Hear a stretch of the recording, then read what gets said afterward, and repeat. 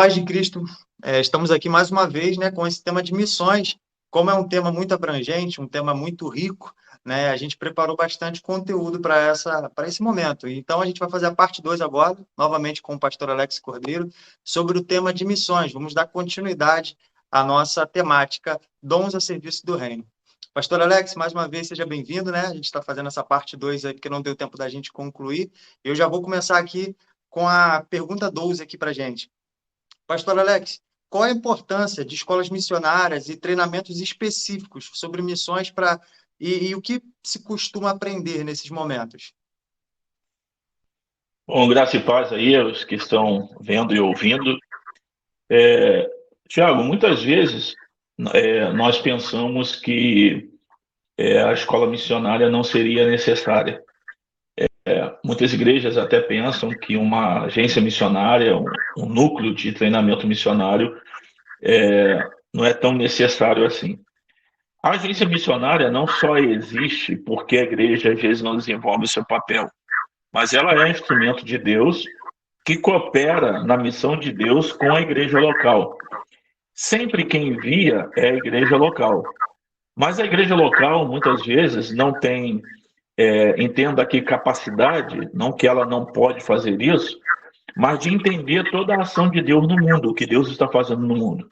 A igreja local, um exemplo, às vezes não tem informações sobre população da Índia, povos dentro da Índia, língua, cultura, e para auxiliar o missionário, às vezes, que está indo para lá, dando ferramenta para ele desenvolver o seu ministério com mais produtividade e sem correr riscos, né, que outros já correram no lugar dele. Então, a agência missionária é um lugar onde fornece ferramentas que muitas vezes a igreja local não fornece. A agência missionária fornece informações que a igreja local muitas vezes não tem. A agência missionária tem a expertise que muitas vezes a igreja local não tem. Então, nós confiamos o vocacionado a uma agência missionária para que ele seja capacitado com ferramentas que nós não temos, às vezes, na igreja local.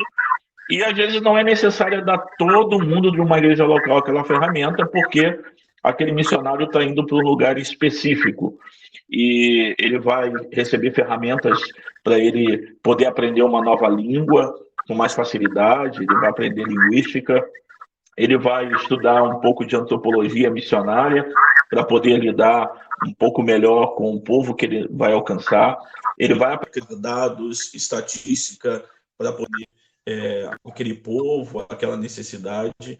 Então, o missionário recebe numa agência missionária ferramentas que vão facilitar e ajudar o trabalho dele naquele povo específico onde ele está indo, e muitas vezes a igreja local não tem isso. Então, igreja local e agência missionária são instrumentos de Deus para alcançar especificamente também os povos não alcançados. Enviamos nossos vocacionados para uma agência para que ele seja capacitado e receba ferramentas que às vezes na igreja local nós não temos. A agência contém e possui informações que a igreja local não tem. A agência missionária possui informações e tem ferramentas que eu, como um pastor local, não preciso me preocupar em fornecer aquela ferramenta para os missionários. E também, eu acredito que ela coopera com a igreja para poder garimpar ou peneirar um pouco a vida desse vocacionado, porque tem detalhes que a igreja não percebe, mas ele estando no lugar há mais tempo, ele vai ser observado e provavelmente vai um relatório, que já aconteceu várias vezes, de que aquele candidato não é apto para ser um missionário, não é apto para o campo missionário, porque talvez tenha falhas de caráter, porque talvez não seja nem convertido. E às vezes na agência, por ter mais proximidade e você trabalhar de forma específica com aquele candidato, você note que ele não está pronto para ir para o campo missionário e ele tem que retornar para uma vida de discipulado na igreja local. Basicamente, essas aí que eu entendo que são as principais, né, de uma base de uma agência missionária, e ela coopera e auxilia a igreja local nisso. Mas esse candidato, depois de treinado, aprovado, ele deve voltar para a igreja local para que a sua igreja o envie para o campo e a agência vai estar de mãos dadas cooperando, auxiliando e ajudando o candidato, o missionário e também a igreja local. Muito legal, pastor. Eu entendo que na fala do senhor, tanto uma quanto a outra são importantes, né? Tanto a igreja local quanto as agências missionárias são importantes nesse desenvolvimento específico da área.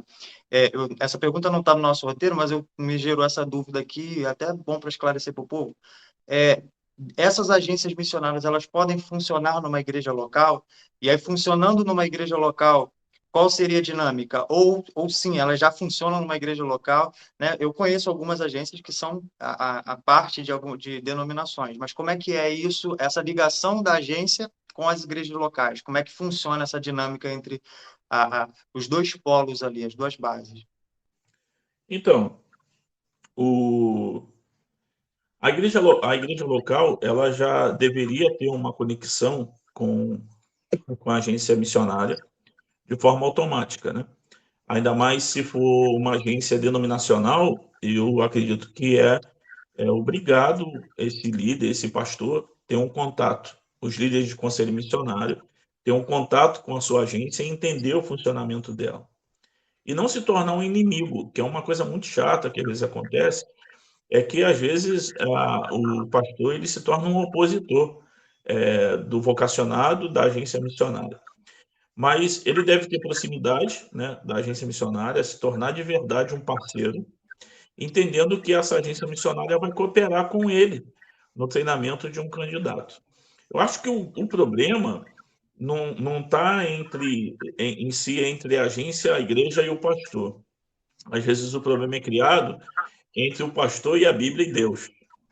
E aí depois é gerado o problema com o vocacionado. Porque quando alguém é chamado, despertado para o reino, para o serviço no reino, seja em qualquer lugar, e eu me coloco entre essa pessoa e a vocação dela para se tornar barreira, eu tenho um problema com Deus, eu tenho um problema com a Bíblia. Quando Deus chama alguém, eu devo ser o facilitador do treinamento dele. Eu devo ser aquele que vai mostrar caminhos. Falar, cara, primeiro faz isso. Vou dar um exemplo do que eu e a Michelle fazemos. Quando alguém é despertado para a missão, e a gente entende que aquela pessoa de verdade vai ser um missionário, nós criamos alguns caminhos. Primeiro cara, você tem que amar a tua igreja local. Você tem que ser um membro ativo na sua igreja local. Então, desenvolva isso primeiro. Sirva a sua igreja, ame a sua igreja, com tudo que você puder fazer. Depois disso, um treinamento e um preparo bíblico teológico.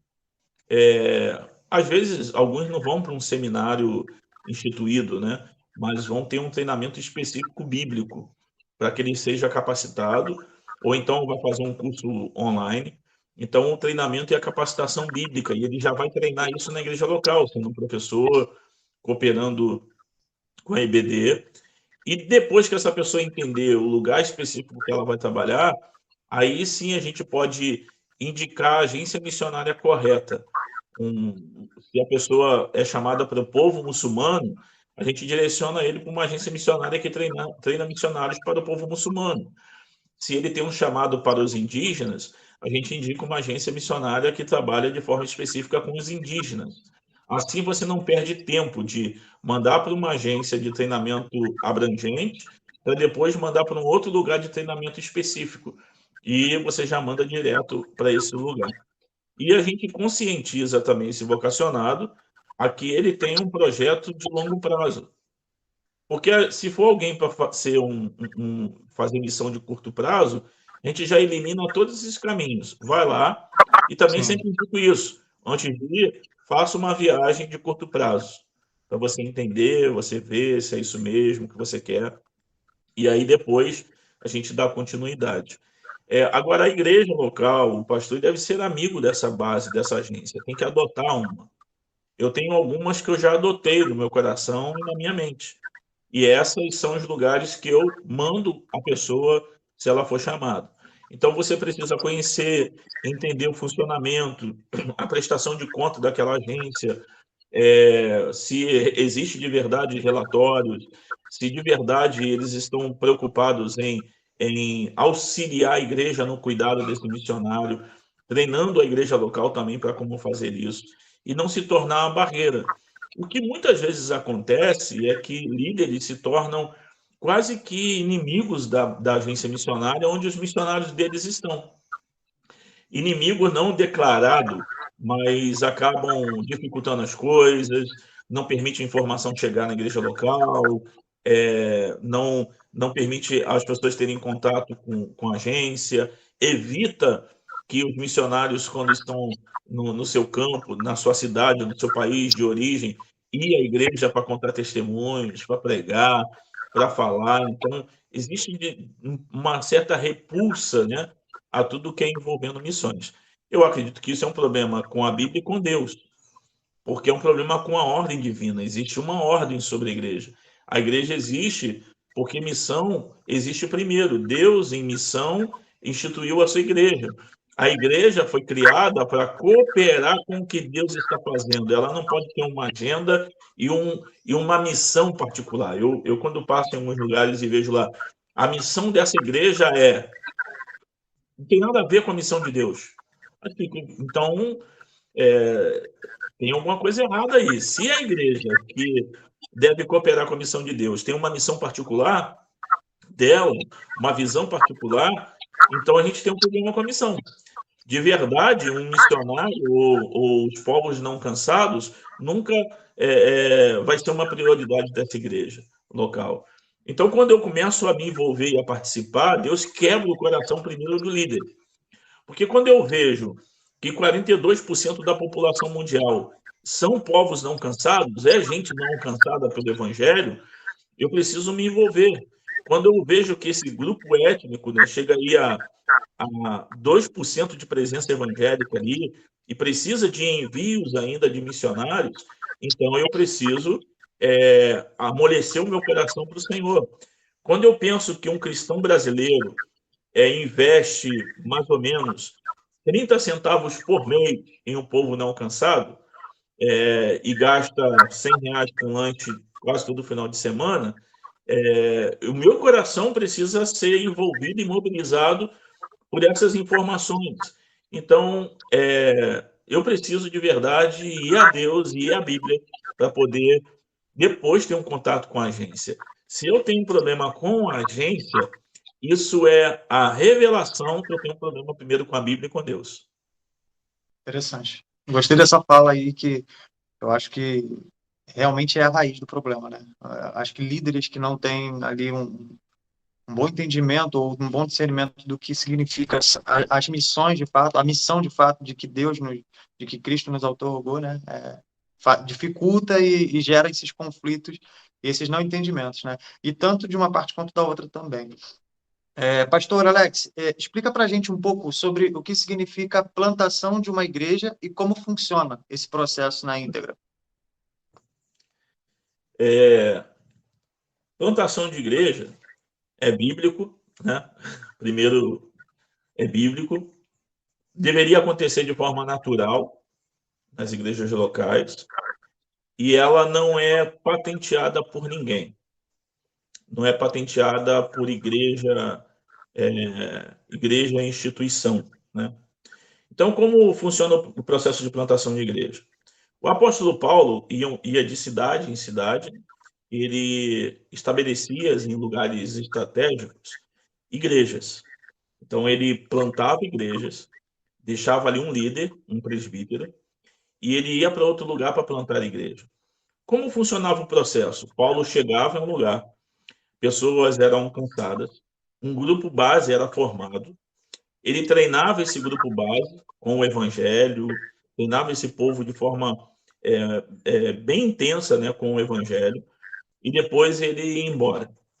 Aí ele ia embora para outro lugar e aí plantava outra igreja. Era um apóstolo, era um homem enviado com a missão de ir, de desbravar, de abrir, de plantar novas igrejas. Quando a gente olha um plantador de igreja não é me entenda, né? Não é um homem de uma igreja local. Um plantador de igreja não é um homem de uma igreja local, o que eu digo é porque ele não vai ficar preso numa igreja local. Ele é aquele que vai plantando outras igrejas. Ele se torna um cristão global, um cristão do reino, né? Ele está ali, ele vai plantar novas igrejas e treinar os plantadores e treinar pessoas, e aí ele vai pregando e plantando novas igrejas. Então, de forma específica, a plantação de igreja se inicia com visão, com uma visão, não visão, me entendo, de revelação de monte, né? Deus mandou ir plantar uma igreja em tal lugar, né? Mas com visão do reino. Onde eu devo plantar a igreja? Então eu penso, eu oro, eu leio sobre o lugar e vejo a necessidade, e aí eu planto de forma estratégica a igreja naquele lugar. Então as igrejas não se abrem, se planta. A gente, quando pensa nisso, né, eu vou abrir uma igreja. Quando eu abro uma igreja, eu alugo um lugar, eu compro a mobília, mando alguém para lá, não me informei sobre o local, a população, o que aquela galera gosta, o que mais influencia, os pecados culturais, a população, problemas sociais que existem naquele lugar, as cores amadas por aquele lugar, qual é o time preferido daquele lugar, quem são os ídolos daquele lugar, quem são os escritores, os profetas, a juventude daquela área se envolve e ofende a Deus com que tipo de pecado de forma específica. Ele não estuda a mobilidade das pessoas, o ambiente urbano, mudanças que estão acontecendo, e aí não vai estudando nada disso e vai lá e simplesmente abre um lugar. Aí vai lá e abre a igreja, daqui a pouco tem alguma obra que vai passar por ali, ele vai ter que sair do lugar. Ou ele está num lugar onde ele mais vai incomodar os outros do que abençoar aquele lugar, porque talvez esteja num lugar altamente urbano, onde pessoas chegam tarde de casa e ele tem uma igreja com a bateria fazendo barulho e acordando todo mundo até 10 da noite. Então, com a plantação de igreja, ela é pensada, né? O apóstolo Paulo, quando ia para algum lugar, ele pensava de forma estratégica, se ali era a ponte para algum lugar, se ali era um porto marítimo em que chegaria muitas pessoas e gente se convertendo, iriam para outros países e outros lugares. Então, Paulo, ele, por ser um apóstolo, né, ele vai plantando novas igrejas. E aí, quando a gente olha, o apóstolo Paulo não plantou nenhuma igreja perfeita, cara. Se a gente pensar assim, o apóstolo tem que ir embora, ou o plantador planta e vai embora quando? Quando a igreja se tornou perfeita? Não. A gente vê a igreja de Corinto, de Corinto ali, o apóstolo Paulo escreveu numa carta porque a galera é cheia de problema. Timóteo é enviado a Éfeso porque é uma igreja que tem dificuldade, precisa ali de um pastor. E ele vai tratando, se a gente pegar as cartas enviadas às igrejas, a gente vai ver que são igrejas com problemas. Por isso que ele deixava presbíteros nesses lugares para poder pastorear e cuidar, porque o evangelho tem que ser lembrado sempre. Mas o plantador e a plantação deve ser pensada e não feita ao léu, né? Tem que ser planejada e pensar em todas as coisas. Nós, quando pensamos em plantar a igreja, a gente leva em consideração tudo isso. Eu acredito que, no mínimo, em 6 meses, a pessoa deve gastar pensando de forma estratégica a plantação da igreja e com quem ele vai trabalhar. Nós estamos numa plantação há pouco tempo, né, que a gente instituiu a igreja e estabelecemos um local, mas essa igreja já vem sendo pensada há muito tempo, né? Eu auxilio alguns plantadores com respeito à mentoria do processo de plantação de igreja. A plantação onde nós estamos hoje, nós éramos mentor da plantação e não os plantadores em si, e como tem outros lugares. E nós nos juntamos à plantação e estamos trabalhando, mas essa plantação está sendo pensada de forma estratégica. A escolha de Campo Grande foi de forma estratégica já há alguns anos, né? E de forma específica, 1 ano, o grupo base foi treinado, e hoje quem chega na igreja e vê a estrutura, como a gente funciona, parece que é uma igreja que já tem uns 10 anos. Mas não é, porque a galera foi treinada, foi pensada.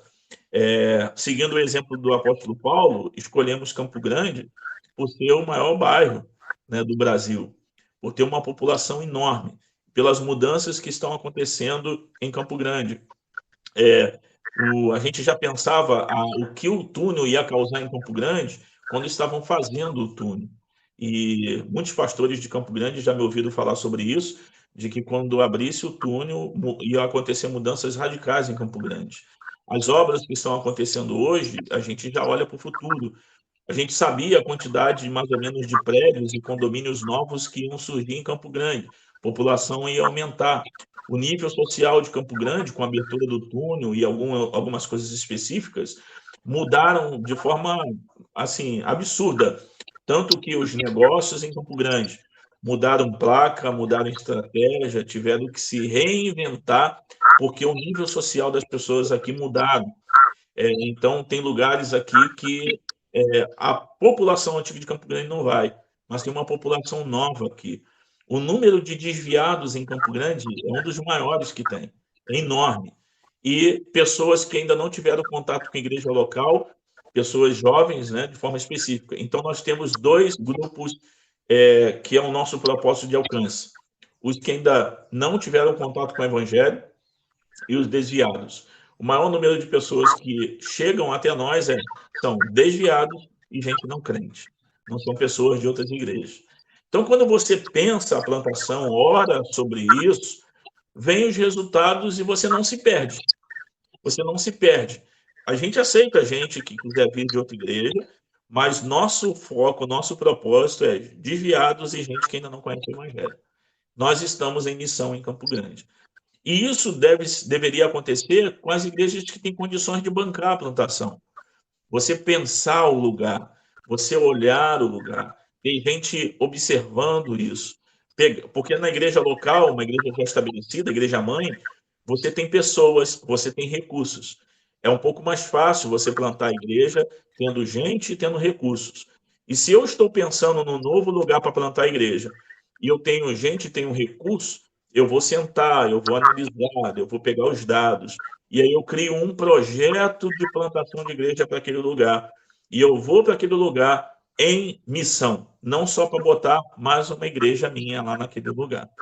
A gente está falando numa coisa aqui que deveria ser um podcast só sobre plantação, mas basicamente, né, eu acho que é assim que deveria acontecer, você não simplesmente abrir uma igreja, mas você plantar uma igreja usando os exemplos bíblicos. Legal, legal. Legal destacar a diferença, né?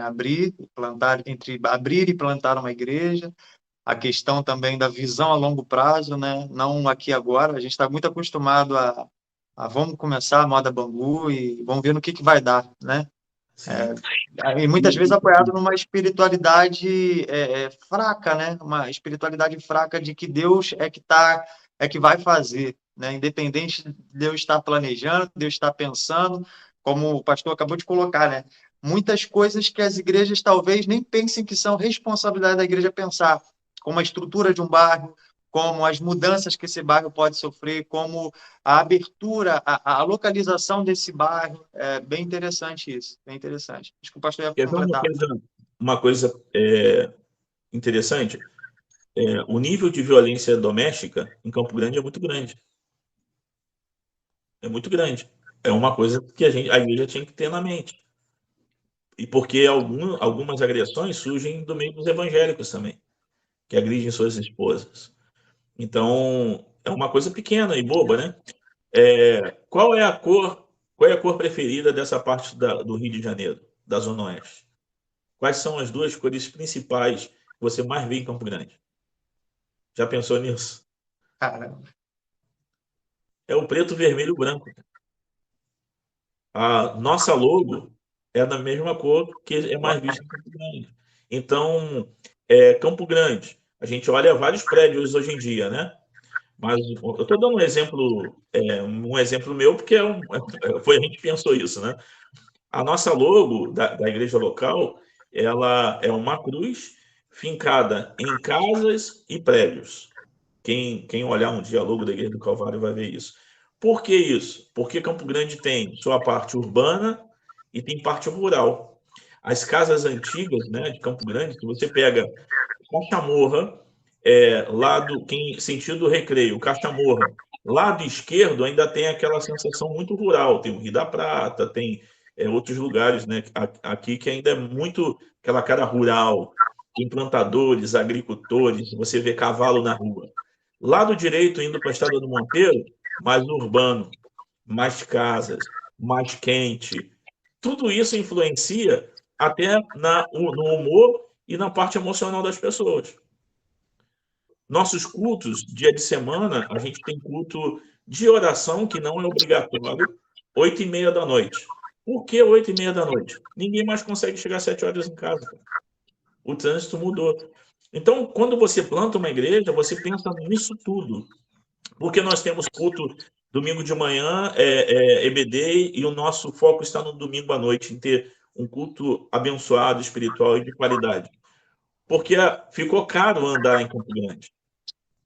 Se uma família que ganha um salário mínimo tiver que ir todos os dias para a igreja, metade do salário deles vai só para ir para a igreja. Isso influencia no orçamento da família. Isso influencia também na contribuição da igreja. São coisas que, quando você planta a igreja, você vai pensando em coisas pequenas, coisas simples. Quando você vai detalhando tudo isso, o apóstolo Paulo, quando plantava uma igreja, ele sabia que ali paravam barcos, ali é um número grande de pessoas, que se ele pregasse o evangelho ali, ele poderia alcançar gente estratégica para cooperar na plantação. Ele não fazia as coisas sem pensar, era estratégico. E é por isso que nós fomos alcançados. Por isso que o evangelho chegou até nós. E a gente pode estar desenvolvendo o trabalho em Campo Grande 10 anos, 50 anos, sem ter tido nenhuma influência profunda e não tocar de forma profunda a sociedade. Por isso que igreja não se abre, igreja se planta. Legal. E quão drástico é, né? Uma igreja que não tem influência nenhuma no bairro, né? Quão ruim, quão inútil é uma igreja que não influencia em nada o bairro. Muito interessante. Legal também ouvir o senhor falando sobre essa facilitação, né? Porque não é que a gente vai trazer facilidades, né, para quem não tem compromisso. Não é a respeito disso que a gente está falando, mas sim ser facilitadores para com que a igreja cresça de fato, para que as pessoas tenham acesso e não tenham nem barreiras, né? Como o senhor falou também sobre a questão dos vocacionados. E a gente, como igreja, deve ser, sim, facilitadores para que as pessoas venham adorar a Deus e cultuar a Deus. Pastor, o senhor já passou aí por uma fala aí a respeito de Paulo, né, de que Paulo, ele plantava as igrejas e saía para plantar outras igrejas e ele não deixava igrejas perfeitas, ele não esperava as igrejas ficarem perfeitas. Mas eu queria que você especificasse para nós qual é o momento certo de se um pastor, né, e aí trazendo mais para a nossa prática hoje contemporânea do dia a dia, qual é o momento certo de um pastor, de um plantador de igrejas, deixar um pastor ali ordenado, responsável por aquela igreja plantada, partir para um outro campo, para um outro local, para assim plantar mais igrejas? Qual é esse momento? Como o senhor vê essa dinâmica, né, de um cara que pensa em plantar igrejas? Então, se a gente pensar assim, numa plantação da igreja, o ideal é que tivesse lá o apóstolo, e aí eu estou falando dos ministérios, né? Não de função. Sim. Eu acredito que existem apóstolos hoje, mas não nomenclatura, posição, né? O cara lá, eu acredito de forma ministerial, vocacional. Então, um apóstolo é um cara que tem uma visão sempre pensando além, sempre pensando mais longe. É necessário que tenha um evangelista, é necessário que tenha um mestre, é necessário que tenha um pastor. Então, é importante que tenha os ministérios ali funcionando, que Cristo deu à igreja, né? Paulo diz que Deus deu à igreja essas pessoas. É um presente de Deus para a igreja. E aí você vai ter o apóstolo, o evangelista trazendo pessoas, gente chegando, se convertendo e tudo isso acontecendo. Mas tem duas pessoas de forma específica que elas devem ser encontradas porque elas são os que permanecem na igreja, que é o mestre e o pastor. Se você tem um mestre e um mestre e pastor na igreja, e a igreja já está funcionando, você treinou as pessoas, elas já são maduras como crente, já tem uma base para poder ensinar os outros, né? São presbíteros, são gente de reputação, são pessoas com testemunho dos que estão de fora, são gente convertida, são pessoas que sabem governar a sua casa, São pessoas que têm aptidão e sabem ensinar o evangelho para outras pessoas, que não é saber se colocar na frente de alguém e falar, é ensinar o evangelho, né? Que sabe ensinar a Bíblia para as pessoas. E aí, quando você vê que essa igreja está funcionando e automaticamente a igreja se desloca do plantador, do apóstolo, né, do evangelista, se desloca ao ponto de que os dois já vão sentir que eles já não são mais necessários ali. É uma coisa muito doida, porque tu olha e fala assim, cara, tô pronto. Eles já sabem, eles já pregam para as pessoas estão chegando independente da gente, elas estão sendo evangelizadas, o povo está recebendo a ensino semanalmente, estão aprendendo, estão sendo moldados e mudados. A gente tem um pastor e a igreja tem um mestre, que são os que vão morrer ali, vão ficar ali. Então, automaticamente, o plantador já começa a sentir um incômodo e quer ir para outro lugar com problema, quer arrumar outro problema. Fala, pô, aqui tá legal, cara, já tem outros lugares com necessidade. Isso é muito automático e natural, né? Você vai vendo. O grande problema é quando o plantador fica apegado à igreja local, fica tão preso ali que ele já quer desfrutar daquilo ali. Não, eu vou ficar por aqui. É igual aconteceu com os apóstolos na igreja em Jerusalém. Cara, o negócio aqui tá bom, milagres estão acontecendo, pessoa está chegando, vamos ficar aqui. Aí Deus falou, não, rapidinho, enviou uma perseguição. Na perseguição, você vê Filipe indo embora, você vê outros indo embora, mas os pastores locais, os líderes locais acabaram ficando. Pedro ficou, outros líderes ficaram. Mas outros foram embora pregando o evangelho e surge a igreja de Antioquia. E ali tinha mestres, tinha os pastores, tinha um apóstolo. E a igreja de Antioquia estava bombando, estava uma bênção. E aí o Espírito Santo vai lá e se mete, ó, separa para mim esses dois camaradas aqui, Paulo e Barnabé, e eu vou enviar eles para poder pregar em outros lugares. E envia esses dois. Nós, quando entendemos isso, tem a parte natural e aí tem a parte que a gente precisa entender e ver assim, cara, o teu coração já ficou aqui. Está na hora de você orar sobre isso.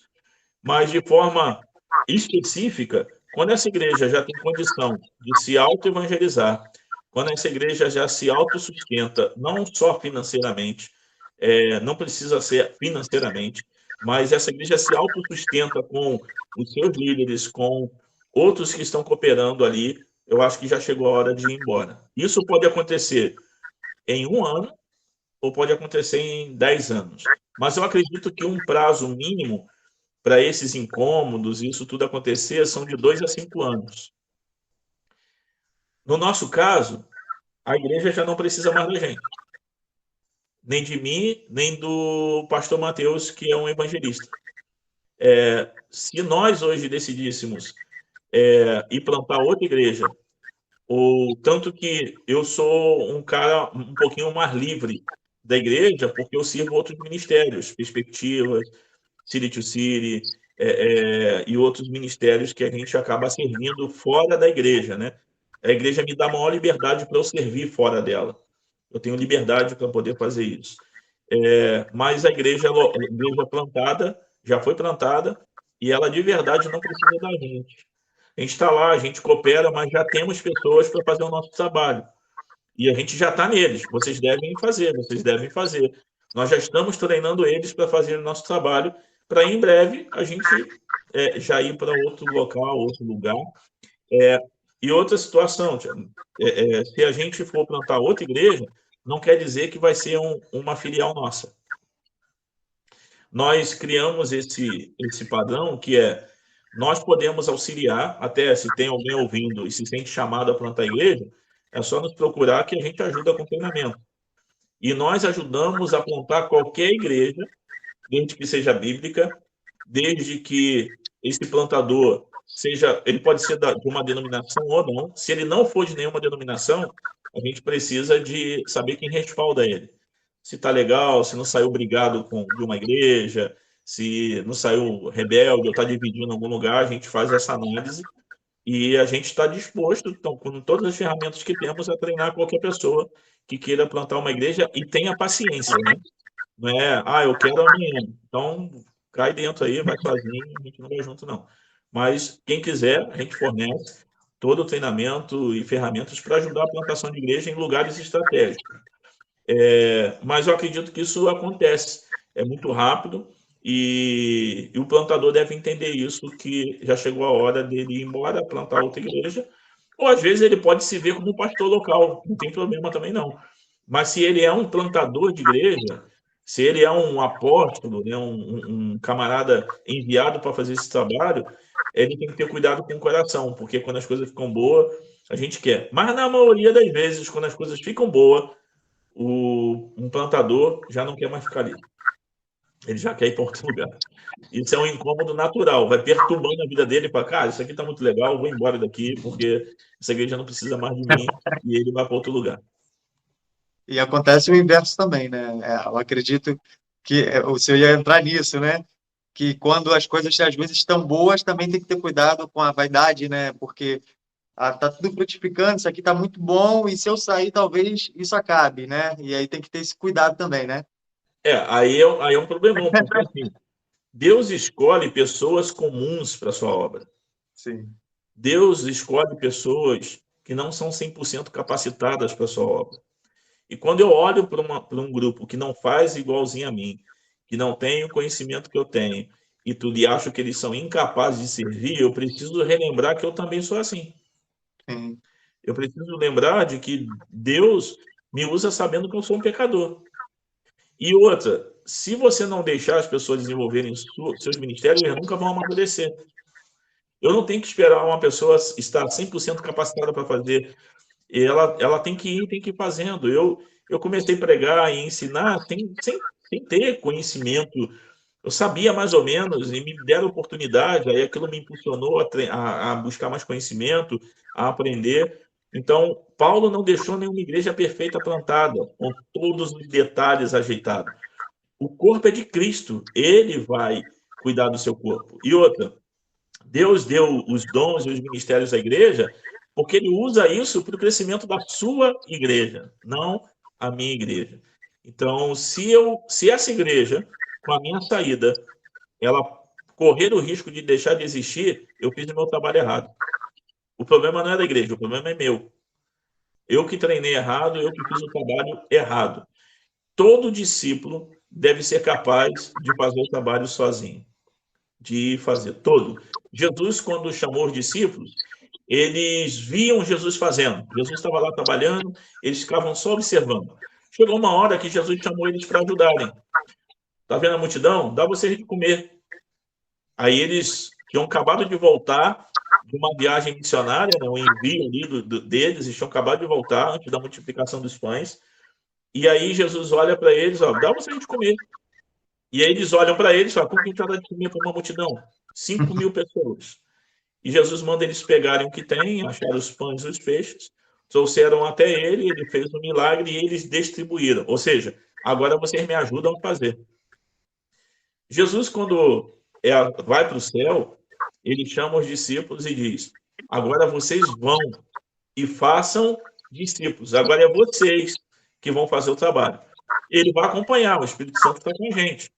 Mas aí você tem que ir encontrar outras pessoas, transformar em discípulos, e eles vão lá e vão fazer outros discípulos. Eu devo discipular pessoas para que sejam independentes de mim ao ponto de fazer outros discípulos. Se essas pessoas são dependentes de mim, se essa igreja local depende totalmente de mim, eu pastoreio de forma errada e eu estou discipulando de forma errada. Nenhuma igreja deve ser dependente 100% do seu pastor local. Ela deve depender de Deus e toda igreja deve ser apta para poder se auto-edificar. E devemos ter outros obreiros para poder fazer isso. Por isso que é ruim plantar ou abrir igreja com base na pessoa do pastor. E a gente vê hoje em dia muito isso. A igreja do pastor fulano, a gente luta e tem muito esse cuidado. Somos 3 pastores e a gente não enfatiza em nada a nossa pessoa. Sim. É a igreja, é Cristo e a igreja.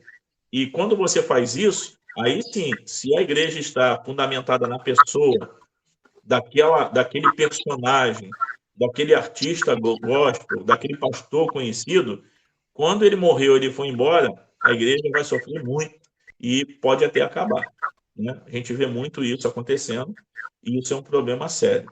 As igrejas só existiram e passaram a transpor até hoje foi porque Paulo não instituiu nenhuma igreja baseada na pessoa dele. E a gente precisa olhar para a Bíblia e lembrar dessas coisas. Eu lembro da resposta que ele deu aos Coríntios, né? Não sou eu nem Apolo. Uns plantam, outros regam, mas quem dá o crescimento é Deus. E é importante a gente frisar essa parte da centralidade pastoral, né? Que isso é um perigo, né? Isso é um perigo e é muito frágil você fundamentar uma igreja nesse princípio de uma centralidade pastoral, porque, de fato, se a gente for fazer a pergunta para o pastor, mostra as palmas das suas mãos, eu não vejo nenhum furo de cravo nela, você não morreu pela igreja, quem morreu foi Cristo. Então, não existe a minha igreja, existe a igreja de Cristo e somos todos cooperadores, né? Claro, cada um com a sua responsabilidade, mas é importante a gente entender isso até para essa questão do apego, né? Do apego a algo que a gente possa fazer para Deus. Pastor É, Alex, qual a importância das igrejas ensinarem mais sobre missões aos membros, né? Explicando tanto sobre as realidades dos campos, quanto sobre a importância de orar, ofertar e apoiar os missionários, como o senhor já falou algumas coisas aqui para a gente. é importante ensinar sobre missão para a igreja não deixar de ser igreja. Melhor Se você não ensina sobre missão, cara, isso é muito sério. Se dar você pano para manga, né? se você que está ouvindo, né, é membro de uma igreja e está chegando no mês de novembro, aí já estamos em outubro, mas vai chegar rápido no final do ano. E até hoje você não ouviu nada sobre sua responsabilidade como cristão de pregar o evangelho, de que o evangelho precisa chegar em todos os cantos da terra, que todas as pessoas precisam ouvir o evangelho, que os vizinhos precisam ouvir o evangelho. Provavelmente você não está numa igreja bíblica. Isso é seríssimo, porque essa é a prioridade da existência da igreja. A igreja tem um compromisso com Deus, né, de honrar, glorificar a Deus, tem um compromisso com ela mesma, de se auto-edificar, cuidar um dos outros, mas ela tem um compromisso global, um compromisso com o mundo, que é levar a verdade de Deus a esse mundo. Se a igreja é luz do mundo, mais pessoas em trevas devem ser iluminadas. Se a igreja é sal da terra, ela precisa estar nesses ambientes para poder conservar, para poder trazer sabor. Ela precisa estar nesses lugares. Se somos como cidade edificada em cima do monte para servir de referência para outras pessoas, temos que ter cuidado para que a gente não esteja escondido no meio do mato lá na montanha e já não serve de referência mais para ninguém. Se somos de verdade isso, temos que ter o cuidado para não se tornar missionários encerrados dentro de casa. E a igreja local é responsável de proclamar e dizer isso. Você foi alcançado, você foi salvo, com um propósito específico. Você é testemunha de Jesus no mundo. Você é de verdade sacerdócio real. Você é enviado ao mundo para a proclamação do evangelho. E a gente precisa estar ensinando isso direto. A grande comissão é para todos os crentes.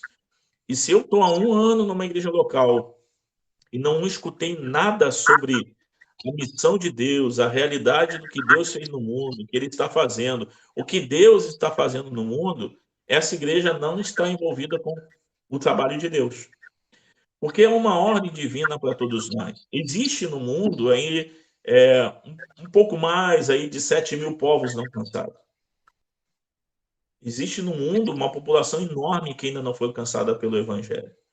Essas pessoas precisam ouvir essa verdade, essas pessoas precisam entender de que a igreja local dispõe aí de 3.000 vezes de recursos humanos e umas 9.000 vezes, né, segundo estatísticas, de recursos financeiros necessários para cumprir a grande comissão. Por que estamos gastando essas 3.000 vezes de recursos humanos e 9.000 vezes de recursos financeiros só para a igreja local? Esse é o problema da grande comissão, é que nós estamos gastando os recursos e as pessoas no lugar errado, quando deveríamos espalhar.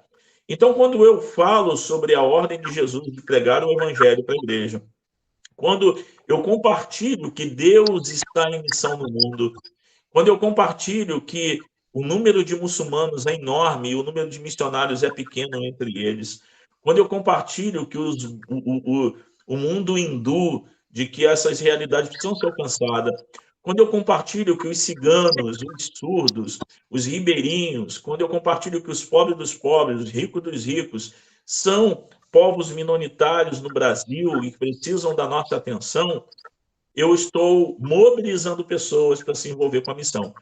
Os missionários estão dentro das igrejas, mas eles podem estar sendo, de verdade, ocultados, né, porque não existe a proclamação dessa necessidade.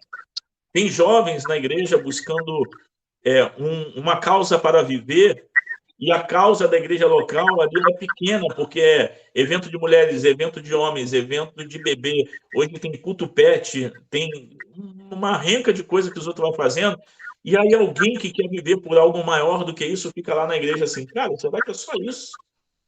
Eu era essa pessoa. Será que é só vir domingo para a igreja, voltar para casa, domingo na igreja, voltar para casa, vir na IBD? Será que a realidade é maior do que a minha igreja local? E quando eu me lembro que quando eu me deparei com a realidade dos povos não alcançados, com a igreja perseguida, com tudo isso, meu coração queimou e eu nunca mais fui o mesmo. Eu amo a igreja local, amo de verdade, mas existe necessidades em que alguns dessa igreja têm que sair para poder atender. E o que nós devemos fazer quando isso acontecer é incentivar e mobilizar. Mas se o evangelho não é pregado, se essa informação não é passada, as pessoas não vão saber. E como crerão, né? Se não há quem pregue. E isso vale também para a igreja local. Como serão despertados se eles não têm informação? Se não é passado? Eu liderei, né, uma agência missionária e a gente distribuía os materiais informativos nos eventos, entregando às vezes de mão em mão de pastores. E aí os líderes de conselhos, os líderes de missões, ligavam assim, eu quero material, eu quero informativo, eu quero informação. E a gente fala, nós enviamos, nós mandamos. E, infelizmente, cara, alguns jogavam fora ou deixavam no porta-luva do carro, mas não chegava na igreja local. Não chegava. E é uma realidade complicada. Uma vez, um membro de uma igreja, no campo missionário, visitou algumas igrejas da igreja dele, e andando de lugar em lugar. A maioria dos pastores que ele teve o contato não sabia que existia igreja onde ele estava, igreja da mesma denominação. Então, quando eu oculto informação, quando eu não quero que isso chegue na igreja, quando missão não tem oportunidade na igreja local, pode acreditar, essa igreja vai ser uma igreja envolvida em problemas, em problemas, em problemas, em brigas, em brigas e brigas, porque na ociosidade da coisa central da igreja fazer, as pessoas se reúnem agora para discutirem sobre seus pecados e não sobre a missão. Então, a informação, a missão de Deus, o evangelho, a grande comissão deve estar nos púlpitos das igrejas, porque é isso que Paulo fez em todos os lugares que passou. Foi isso que Jesus fez. E os discípulos acharam uma causa maior do que a sua própria vida para viver. Porque Jesus disse para eles, olha, vocês devem ir pregar o evangelho em todos os cantos. Paulo várias vezes repetiu isso, que o evangelho deveria chegar em lugares onde ainda não foi anunciado, e as pessoas foram alcançadas para poder cooperar na missão de Deus e devem ir. E as igrejas foram se desenvolvendo e nós hoje temos igrejas no Brasil porque essas pessoas obedeceram. Se a mensagem da grande comissão não está no púlpito da igreja, pode acreditar que isso é uma grande desobediência, muitas vezes intencional. Muitas vezes intencional.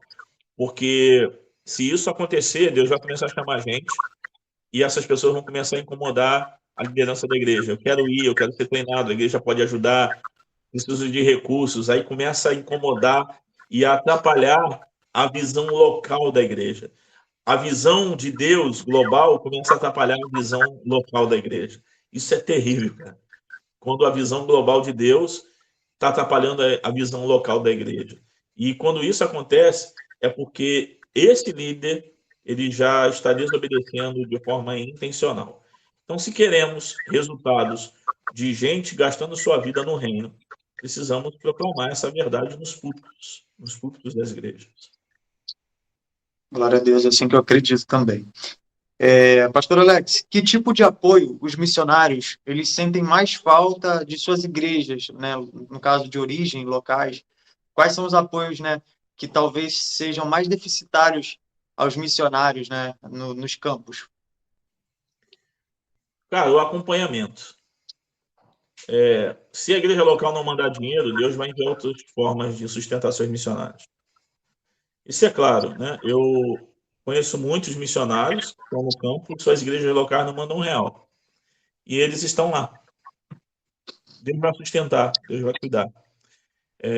Quando eu fui para o campo, a igreja que mais nos ajudava, com 80% do nosso sustento, era uma igreja que eu nunca tinha pisado, nunca tinha ido. Ela sustentava a gente. Eu fui lá depois de estar no campo. Eu fui lá visitar, agradecer.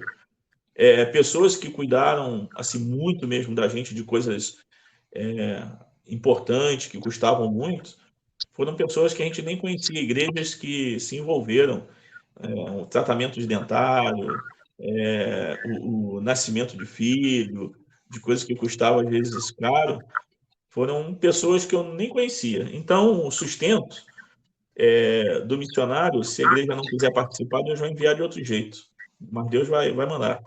Agora, o que o missionário mais sente é que o sentimento de abandono. Ele vai, mas às vezes o pastor, os irmãos da igreja, os que ele tinha mais contato, não mandam uma mensagem, não pergunta, não escreve. Quando ele vem de férias ou de passeio ou alguma coisa assim, ou para cumprir uma agenda, essas pessoas não têm tempo mais para ele, não recebe mais, porque é lógico, cara, você cria outros amigos, né? Mas nós, como cristãos, deveríamos ter, cara, fulano está vindo aí. Como que a gente vai cuidar dele nesse tempo? Já que nós somos amigos, o que nós vamos fazer por ele, né? Então vamos, sei lá, vamos atender ele, cara. Vamos atender a necessidade dele. Vamos nos juntar aqui para mostrar que a gente se importa. Quer ver uma das coisas importantes que não vai custar uma fortuna? Aqueles amigos, né, que vivia e convivia com ele antes de ir para o campo, ele voltando de férias, cara, organiza o churrasco num dia. Um churrasco americano. E pode pedir dele também que ele vai ajudar. Mas sabe o que ele quer? Tá ali, cara, para jogar a conversa fora, para bater papo, para rever, para lembrar coisas que viveram juntos. Então, esse cuidado, né, de estar próximo, de escrever, de perguntar como está, ou então de orar por ele e mandar uma mensagem. Cara, eu estou orando por você. Hoje eu orei por você. Ele está sozinho. Apesar de ele chegar lá e ter outros amigos que ele vai criar no campo, mas ele está sozinho, ele está longe de tudo. Ele está vendo as coisas acontecer no seu país de origem pela internet, né? E ele, pô, cara, eu gostaria de estar lá e tudo. Então, quando a gente mostra que se importa, é um cuidado, e eu acho que hoje o que mais pesa é isso, cara. A gente está próximo, e outra, a internet hoje facilita demais isso. Eu escrevi a carta a punho para mandar pelo correio, cara, uma por uma. Hoje você pode escrever uma carta e mandar para todo mundo. Por e-mail, pelo WhatsApp, o que quiser, bota lá no direct do Instagram.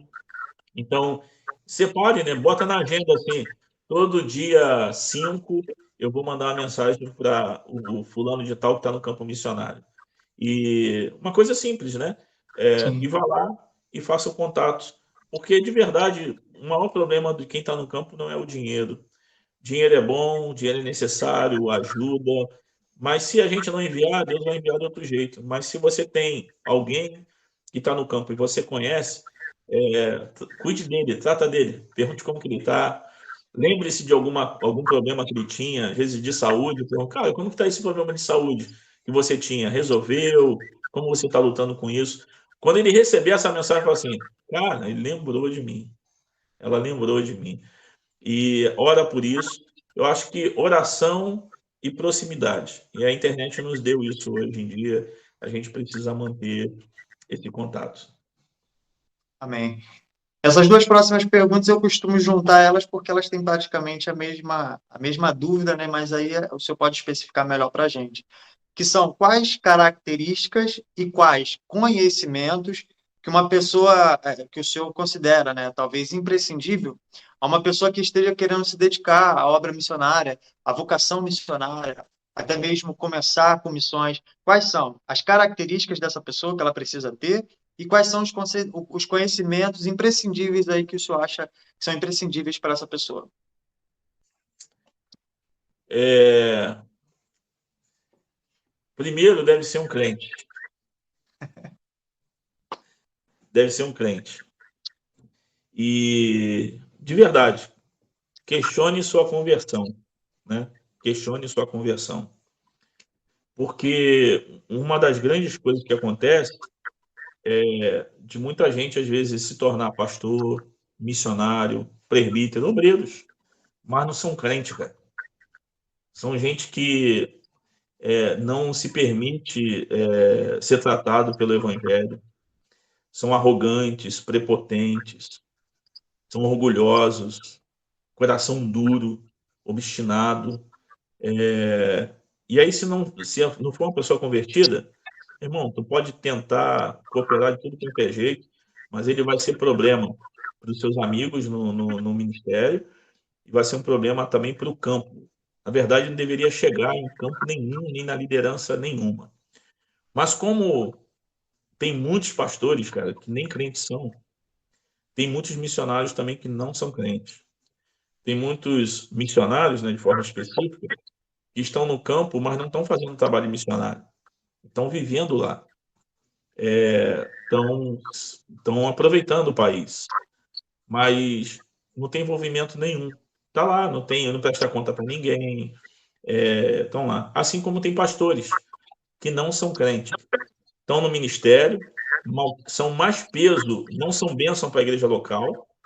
Se dessemos oportunidade para a igreja local, ela tiraria esse pastor, porque a própria igreja não o colocaria ali, por não ser uma pessoa com testemunho de cristão, mas principalmente ser um cristão.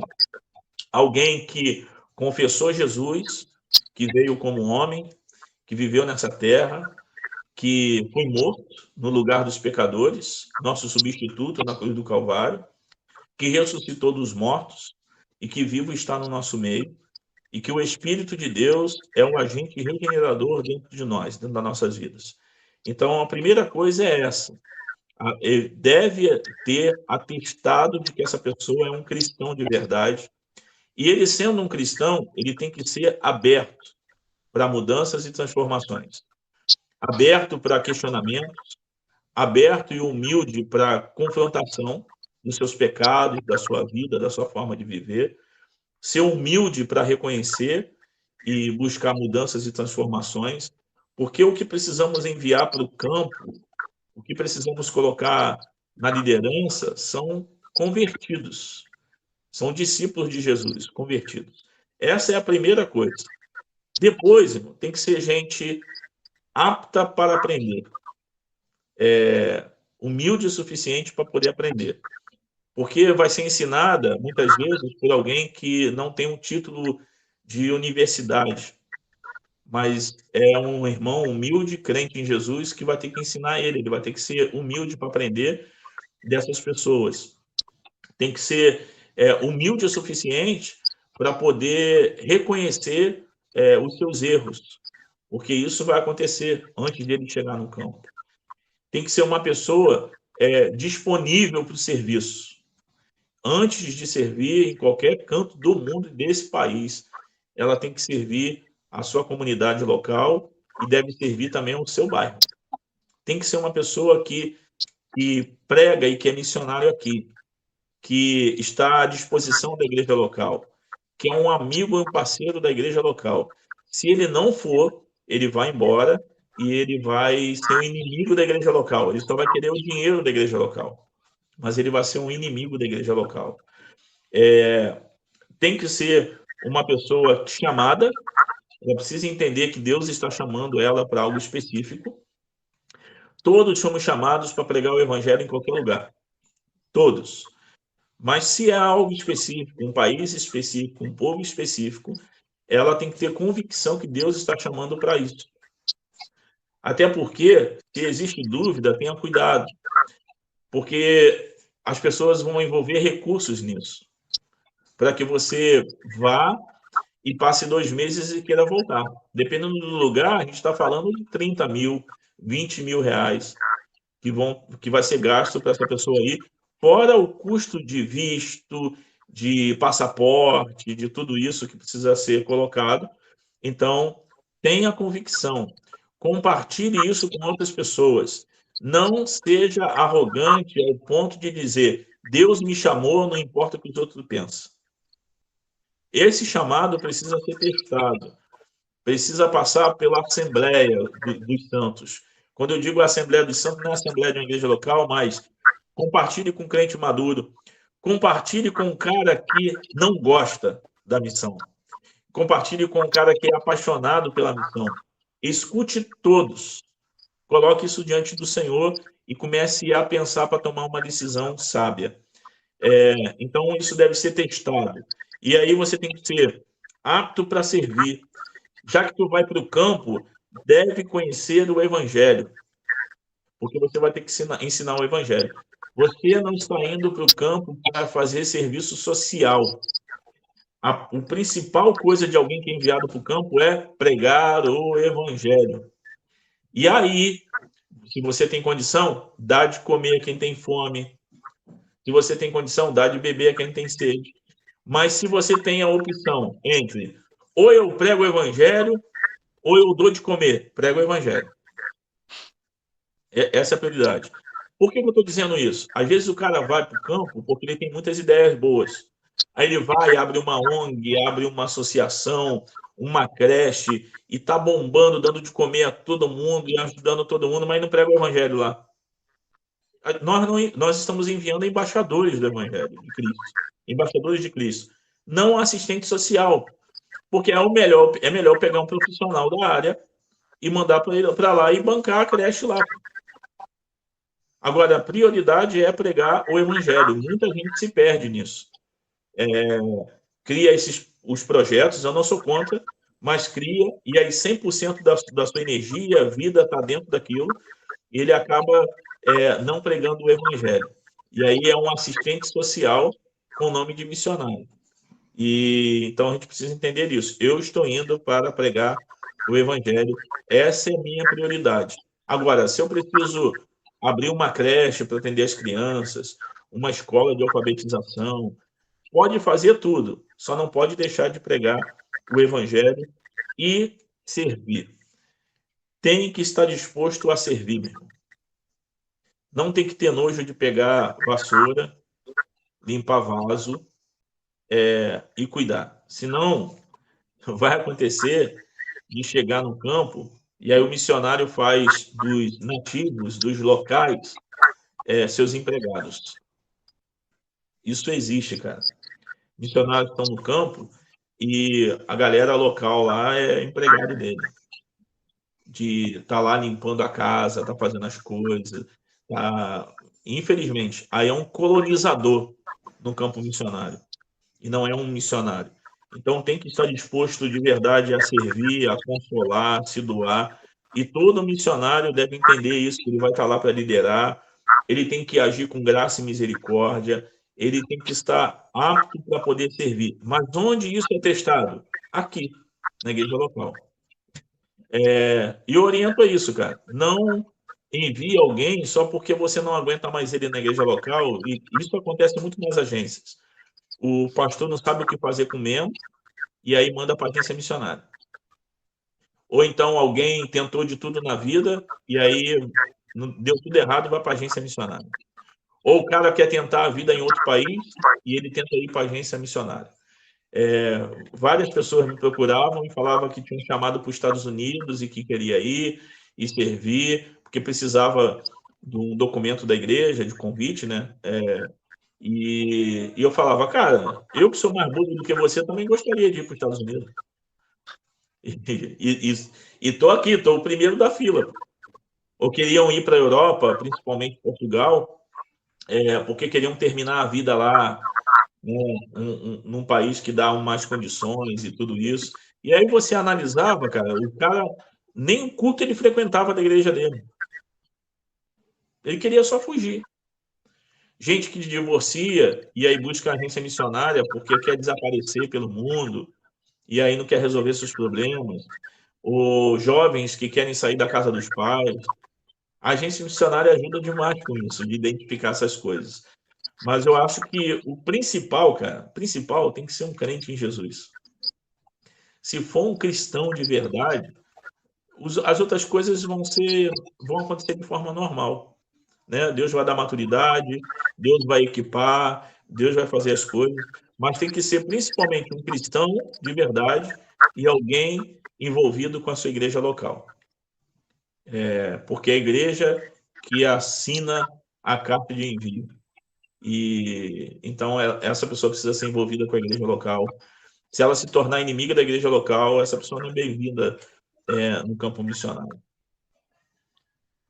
Achei legal o ponto que o senhor apresentou aí sobre reafirmar de que a missão é a pregação do evangelho, é você proclamar o evangelho, né? Porque realmente há uma confusão quando se fala de missões com a ação social, né? Não que a ação social não possa estar ligada, como o pastor mesmo já falou aqui pra gente. Só que, de fato, eu já ouvi gente falar assim, tá, pastor? Já ouvi gente falar assim. Mas Deus não chamou a gente para fazer o bem ao próximo, né? E aí liga esse bem ao próximo a você erradicar a fome, em você prestar solidariedade com coisas materiais e físicas, né? E não tem essa ênfase no evangelho, na pregação do evangelho, nem tem mesmo esse preparo. A pessoa vai com o intuito mesmo de atender necessidades físicas ali, e que não é de todo ruim, volto a falar sobre isso. Só que, de fato, se perde muito essa centralidade, né, de que a missão é pregar o evangelho. Eu estou indo pregar o evangelho, né? E aí eu reflito, né? Há bem maior do que pregar o evangelho a uma pessoa?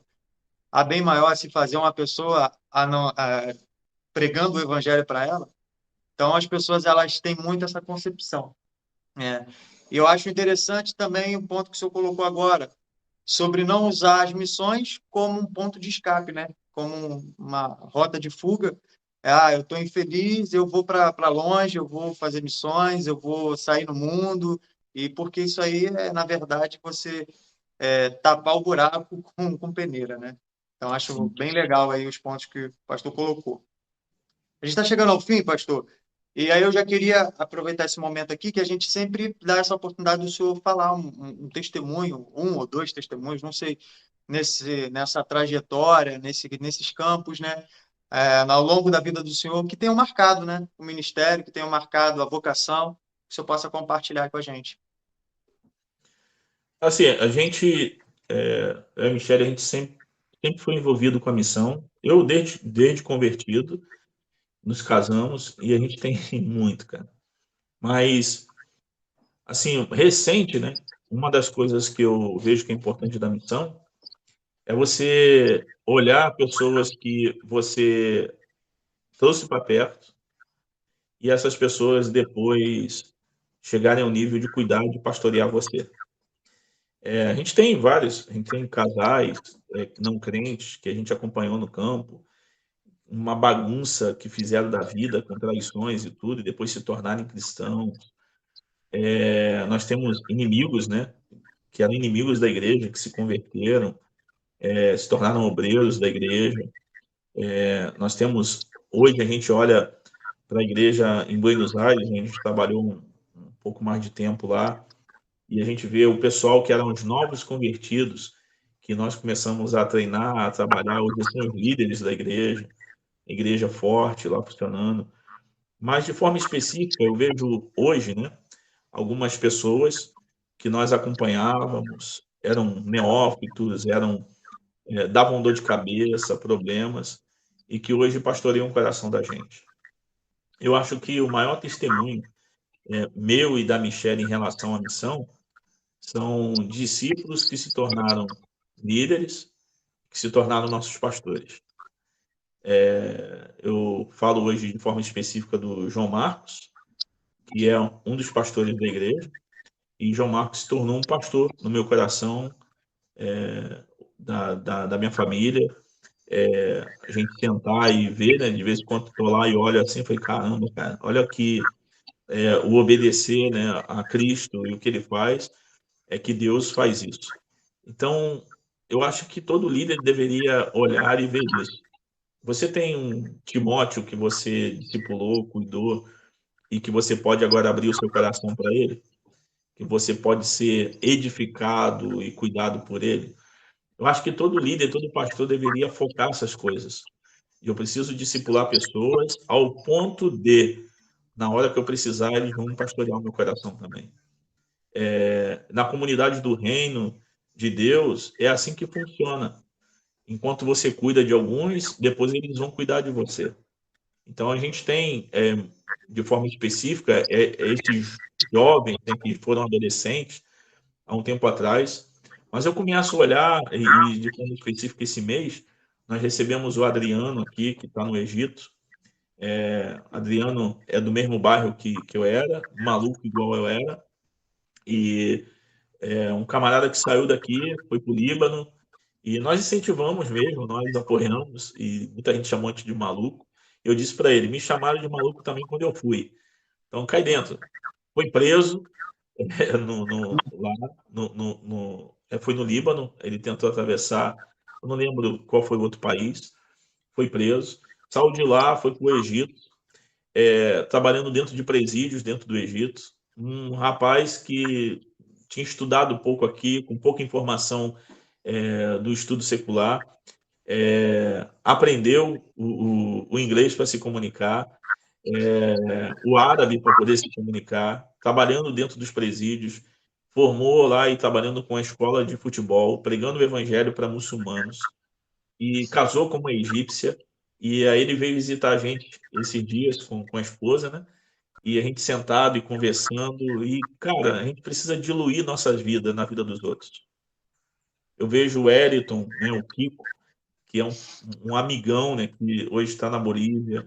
Eu vejo hoje o João Marcos, tinha um Cristiano que andava com a gente, e tantos outros, né? Eu estou falando aqui rápido aqui, mas tantos outros que hoje estão servindo ao reino de Deus, e essas pessoas estiveram com a gente nas nossas mesas, sentados, a gente incentivando, treinando, mobilizando o coração, mobilizando a vida. Eu acho que o maior testemunho da minha vida e da Michelle nós estamos diluídos na vida de um monte de gente. Tudo, né? A nossa vida inteira, nosso dinheiro, nosso tempo, a nossa saúde, os nossos filhos, a nossa casa foi usada, né? Alguns poderiam olhar e falar assim, cara, me usaram. Eu estou dizendo mesmo. Deus usou a nossa vida, as pessoas usaram a gente e hoje estão dando fruto no campo missionário. Então, quando eu olho para trás e vejo que eu não tenho uma poupança, eu não juntei riquezas, eu não comprei uma casa, porque nós gastamos nosso dinheiro inteiro na missão, de verdade. Salário nosso era envolvido em pessoas, em treinamento, em recursos, em sustento, tudo, né? A gente sempre envolveu tudo. Fui chamado de louco muitas vezes, que eu deveria pensar na minha família, mas quando eu vejo meus filhos amparados e cuidados por essas pessoas, meu irmão, Meus filhos estão sendo discipulados por aqueles que nós discipulamos. E eu oro para que Deus faça na vida deles o mesmo que fez na minha e na vida dessas pessoas. Que Deus gaste a vida deles no reino. Então, eu acho que nosso testemunho é a diluição da nossa vida na vida de outras pessoas, e nós queremos morrer fazendo isso, né? Nosso planejamento estamos na meia-idade, né? 43 anos, Michele agora dia 25 vai fazer aniversário, e nosso planejamento é, até morrer, gastar nossa vida inteira na vida dos outros. E a gente tem um prazer, a gente não tem problema nenhum com o não ter coisas. É isso que a gente planejou para a vida da gente. Esse é o nosso foco. Então, eu acho que é isso. E o meu incentivo aos outros é esse. Cara, dilua a sua vida na vida dos outros, né? Tenha parte de você agarrado na vida das pessoas. Amém. Glória a Deus. Pastor Alex, a gente chegou ao fim, mas agora a gente abre a oportunidade para o senhor dar as considerações finais do senhor. Dá algum recado para quem está, talvez, sendo despertado a missões ou tem a vontade de se candidatar, se colocar à disposição das missões, né, de uma forma mais intencional. E também pode divulgar aí suas redes sociais. Tem um podcast, né, pastor? É bem Sim. legal, já assisti lá. Pode divulgar aí também. Fica à vontade. Bom, minhas redes sociais, né, de repente vocês colocam também, Alex Cordeiro.oficial, no Instagram. E a gente trabalha com Tomando a Forma de Cristo, só buscar lá também no Instagram, que é a missão que a gente está trabalhando de forma específica aqui em Campo Grande, na Zona Oeste. Ano que vem tem um bocado de oportunidades aí. Ore por nós, porque nossa vontade é não cobrar nada, né, por nenhum curso e tudo que a gente faz. Esse é o nosso foco. Às vezes é muito difícil, né, manter isso, até pelo valor que as pessoas dão. Tem gente que só dá valor à coisa boa quando ele paga, né? Mas a gente tem muitos jovens aí envolvidos nisso. É uma oportunidade na Zona Oeste. A gente não tem bases missionárias aqui perto. E você entrando no nosso Instagram, vai ver o nosso site e depois você vai acompanhar as coisas que vão acontecer aí.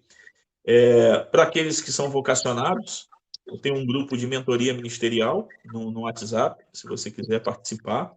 Em breve a gente vai ter uns encontros e tudo isso. Lá é para pastores, líderes, mas de forma específica quem está no ministério, né? E me procura lá no Instagram que eu te passo o link. É um grupo de mentoria ministerial. E meu incentivo, e o que eu digo para você que é vocacionado, procure pessoas que podem te orientar, que podem mobilizar o teu coração e te passar informações seguras, seguras. Tenha muito cuidado com a teologia, os ensinamentos de hoje em dia, que você deve cuidar da sua vida. Me entenda bem, eu acho que todo mundo deve cuidar de forma boa da sua vida, mas você não pode passar a tua vida inteira correndo atrás de coisas que não são eternas e que talvez você não vá alcançar. A sua identidade como cristão está em Cristo e em fazer as coisas que Cristo fez e que o Pai gosta. Jesus disse que o prazer dele estava em fazer a sua comida, a sua bebida era fazer a obra do Pai, né? Cumprir a missão. Então, esse deve ser o nosso prazer e nossa identidade, fazer a obra de Deus. Então, busque pessoas que estão fazendo isso, para você ser orientado pelos caminhos retos e corretos, né? E não gastar energia e tempo à toa fazendo outras coisas. Procure, nós estamos à disposição, de verdade, para fazer contato com a gente, que a gente pode marcar um dia, bater um papo, conversar. Agendado, a gente consegue fazer isso. E não desista, cara. Não pare para cuidar da tua vida, cuide das coisas de Deus e todas as outras coisas serão acrescentadas, né? A universidade, os recursos e tudo vai ser acrescentado. Então, se preocupe com isso. Isso é o que eu digo para você. Busque pessoas certas, não desista da sua vocação e busque alguém para te acompanhar. E você, com certeza, não vai sofrer tanto em buscar informação sozinhos, né? E se você quiser se envolver com as coisas que a gente está fazendo, busca aí missãotfc.com.br ou então Tomando a Forma de Cristo, ou pode botar também TFC no Instagram, que você vai achar o que nós fazemos fora da igreja. A missão Tomando a Forma de Cristo não é denominacional, é interdenominacional, e a gente pode servir a sua igreja também com os cursos que a gente tem. Amém, glória a Deus. Fico muito feliz, mais uma vez, né, dessa entrevista aqui que a gente teve.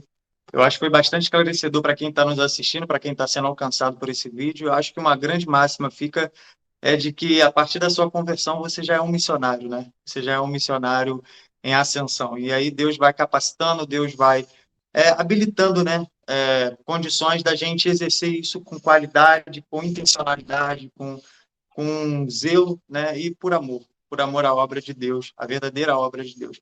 Pastor Alex, foi uma honra tê-lo conosco aí. Agradeço muito, né, tanto pelo senhor quanto com a missionária Michele também, que foi uma benção a entrevista com ela. Que Deus continue abençoando a vida de vocês, a obra que Deus tem colocado nas mãos de vocês, a missão do Senhor, né, que tem sido desenvolvida através de vocês, e que cada dia mais isso traga benefícios para o reino de Deus. Quero agradecer muito a presença do Senhor, quero agradecer muito a solicitude do Senhor aí em todas as coisas, e creio que tudo que a gente conversou aqui, tudo que a gente trouxe para o povo aqui foi de grande valia e edificante, né? Para que mais pessoas tenham esse despertamento num tema que é extremamente necessário para a igreja. Pastor Alex, Deus abençoe a vida do senhor. Esse foi mais um Dons a Serviço do Reino. Que Deus abençoe a vida de vocês que estão nos assistindo. Amém. Deus abençoe.